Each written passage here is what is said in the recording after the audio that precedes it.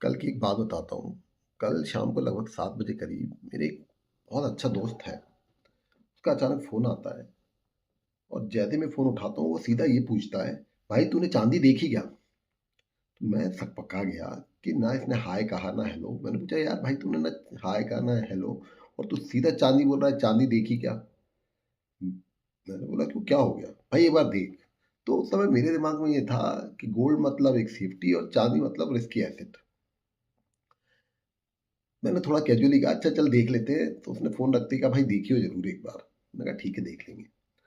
अब जैसे ही मैंने चाँदी के बारे में पढ़ना शुरू किया और चाँदी के बारे में देखना शुरू किया, तो मुझे पहला झटका लगा कि 15 दिनों में पिछले चाँदी लग की कीमत लगभग ₹15,000 प्रति किलो बढ़ गई और चाँदी लगभग 1,50,000 के ऊपर पहुँच गई।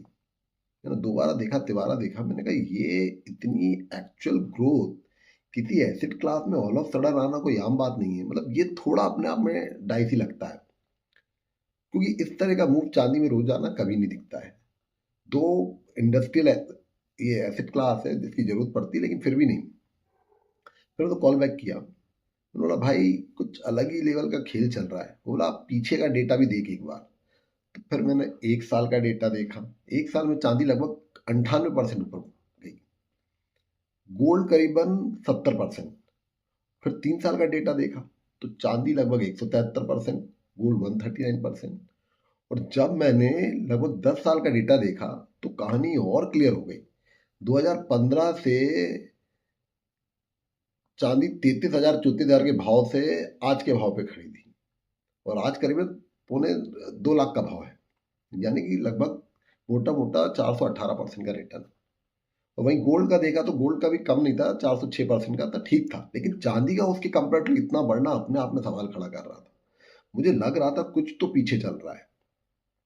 फिर फिर मुझे बड़ा ट्विस्ट हुआ। मैंने फिर से फोन रखा और फिर मैंने जांच पड़ताल शुरू की। मैंने गोल्ड की एक्चुअली देखिए क्या होता है, हम लौट के आते हैं, गोल्ड की स्टोरी सबको पता है। गोल्ड कब बढ़ता है? जब इन्फ्लेशन होता है, वॉर फियर होता है, तो सेंट्रल बैंक्स और सब हाउसेस गोल्ड खरीदने लगते हैं। लेकिन चांदी में इस तरह का कभी नहीं आता और चांदी इतनी कोई सेफ हेवन क्लास कहीं भी नहीं जाती है। तो मुझे लग रहा था कि कुछ इस पे बहुत डीप रिसर्च करने की जरूरत है। तो मैंने क्या पाया डीप रिसर्च की कि इंटरनेशनल लेवल पे चांदी की डिमांड एकदम से बहुत बढ़ती जा रही है।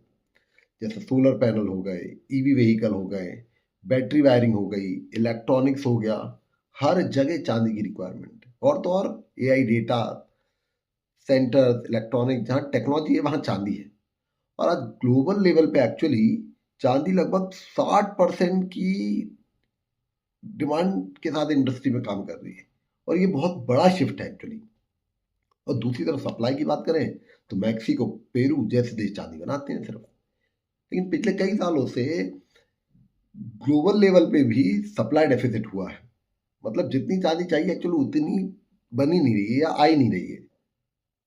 अब सोचो जब डिमांड बढ़ रही है, सप्लाई टाइट है, तो प्राइस क्या करेगा? वो तो बढ़ेगा ही ना यार, ऊपर ही जाएगा। और ऊपर से इंटरनेशनल जो टेंशन हो गई हैं, Russia Ukraine, Israel Iran, middle east में अनस्टेबिलिटी है।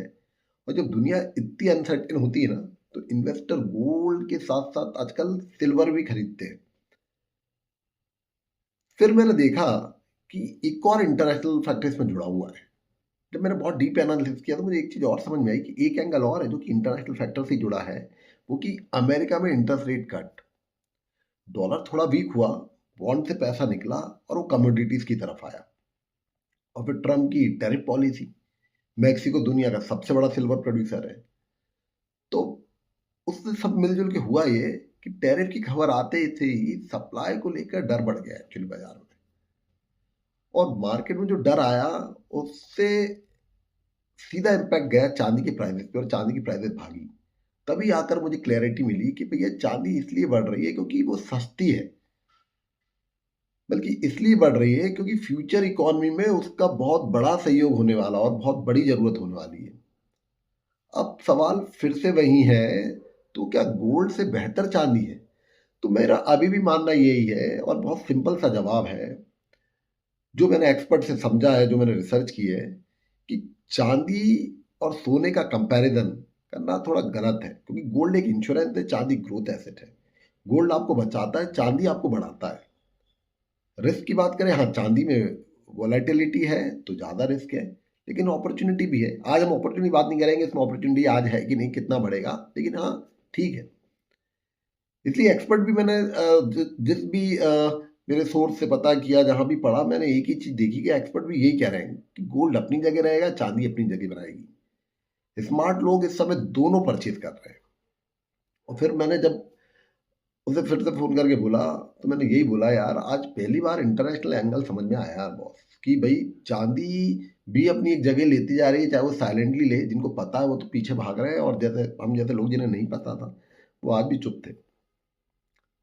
तो इसीलिए मैं पूरी पिक्चर एट लार्ज देखने के बाद यही कहूँगा कि भाई इन्वेस्टमेंट हर एसेट क्लास में होना चाहिए, चाहे वो गोल्ड हो, सिल्वर हो, इक्विटी हो, या करेंसी हो, हर में बैलेंस होना चाहिए। ये तो थी मेरी कहानी जो मैंने कल सोचा। आप लोग क्या सोचते हो कि चांदी का फ्यूचर ब्राइट है या अल्टीमेट गोल्ड ही किंग रहेगा? एक बार आप कमेंट में लिखो और मुझे बताओ, अपन फिर डिटेल डिस्कशन करेंगे, क्योंकि बड़ा इंटरेस्टिंग पॉइंट है जिस पे एक बार चर्चा करना बनता है।